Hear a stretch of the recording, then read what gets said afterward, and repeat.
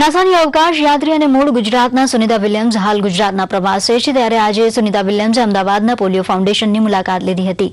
ફાઉન્ડેશનના વિકલાંગ બાળકો દ્વારા સુનિતા વિલિયમ્સનું ભવ્ય સ્વાગત કરવામાં આવ્યું હતું। આ પ્રસંગે સુનિતાએ ફાઉન્ડેશન તરફથી થતી સેવાઓની જાણકારી મેળવી હતી અને સંસ્થાના બાળકોને પોતાના હસ્તે ફોટાવાળા કપ ભેટમાં આપ્યા હતા।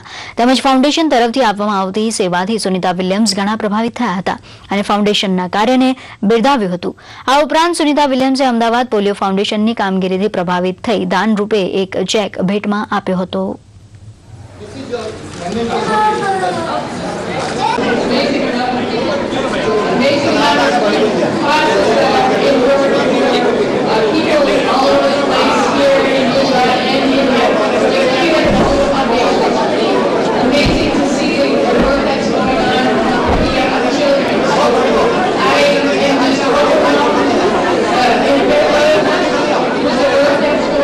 એમણે જ્યારે આ સંસ્થા વિશે સાંભળ્યું ત્યારે અમને એમ થયું કે મારે આ સંસ્થામાં જવું જોઈએ।